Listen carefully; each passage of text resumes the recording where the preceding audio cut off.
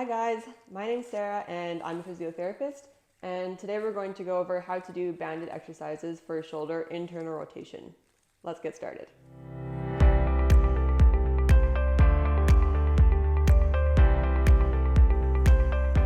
The next movement we're going to go over is for shoulder internal rotation, and that's going to work a muscle called your subscapularis, which is also part of your rotator cuff. It goes from the front of your shoulder blade onto the front of your arm, and it will internally rotate your shoulder. So with external rotation, you were standing this way. With internal rotation, you're just going to turn around, and then you're pulling in toward your stomach. Same rules apply. Try to keep your shoulder blades nice and set, elbow tucked in, standing tall, and really slowly you're going to pull in.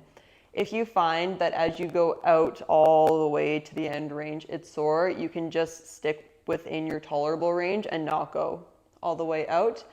Sometimes we're going to try to work into the farther out ranges, but in the early stages, it's more helpful to just work where it's tolerable.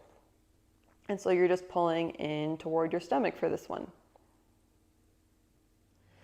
So once it's become easy and tolerable to do shoulder internal rotation in neutral, we're going to start to work it overhead a little bit. Often shoulder injuries are more irritable overhead, so we usually start down here to strengthen, and then we'll move you up as your tolerance and strength increases. So for the first step up, you can keep your band kind of at a neutral level. But what you're going to do is step out a little bit and come kind of into a neutral shoulder position. So shoulder blades back, arm is kind of perpendicular to your body, and then all you're going to do is just punch up a little bit. So we're working your shoulder internal rotators into a little bit of flexion. Usually people tolerate this quite well.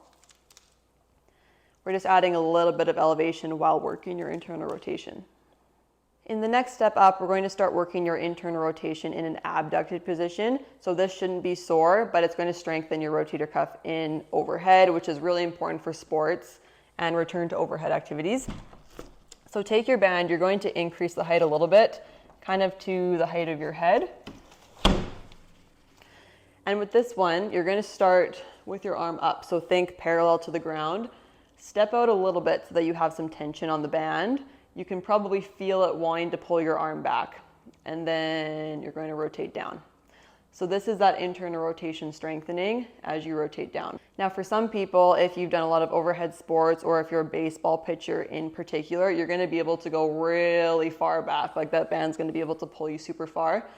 That's okay for most people. Just make sure you're controlling it. So going back and forth really quickly is going to make you more sore, and that's not helpful at all. You want to be able to really control it all the way back. I will preface too, if you've had shoulder dislocations, make sure you talk to your physio or your doctor before you do this, because this is a dangerous position if you've had dislocations of your shoulder. But if you're in end range shoulder dislocation rehab, this can be good for increasing your tolerance for certain things. So you can go all the way back as far as you're comfortable and then rotate down. Once that's all become easy, the last step is to add a little bit of a punch up to your internal rotation strengthening. And again, this is going to help with those really high overhead activities. So start in the same position, and you're just going to rotate to neutral and punch up a little bit. So as you come up, this band is trying to pull your arm backward, but you're avoiding that by keeping straight up as you punch up. And that's all of our exercises for banded shoulder internal rotation. I hope this helps in your exercise recovery, and I'll see you next time.